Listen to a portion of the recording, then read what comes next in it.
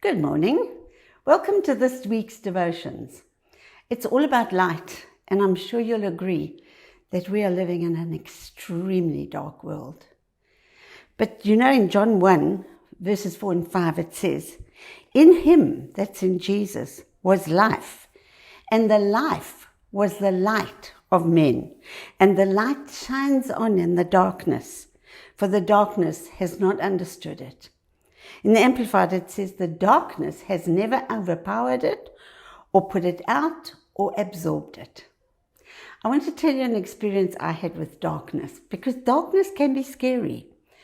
It was a couple of years ago. My husband's a very light sleeper, and it was a dark night, no moon, and lots of cloud, and no street lights because we were still having load shedding.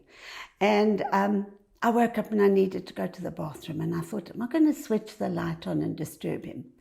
And we've been living in our house for a long time. I know where the bathroom is.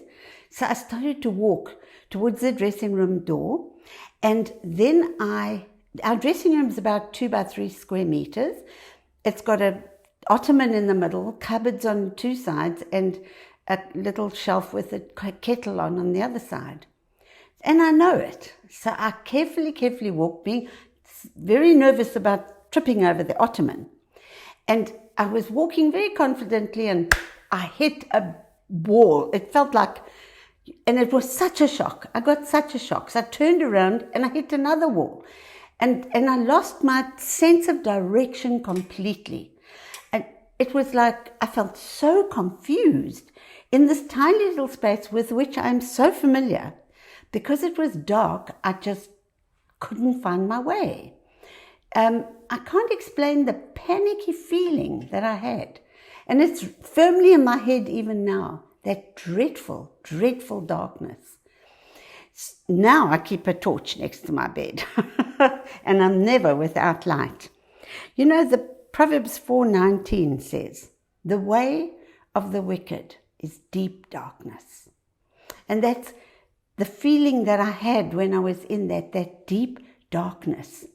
It really gives you a feeling of what it's like to not have light and to be walking and you don't understand anything. The way of the wicked is like deep darkness. They don't know what makes them stumble.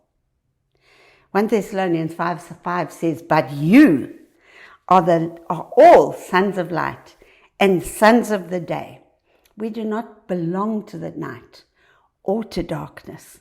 There's never any need for us to walk in darkness. And if you go into a really dark room and you just strike a match, that match will light the place. The tiniest little light dispels darkness. Because darkness is just the absence of light. And I'm not only speaking here about physical darkness, but spiritual darkness, which is even worse. In Ephesians 5:8 it says, "For you were once darkness, but now you are light in the Lord. Walk as children of light." So not only are you light in the Lord, but you're also highly favored and deeply loved of God.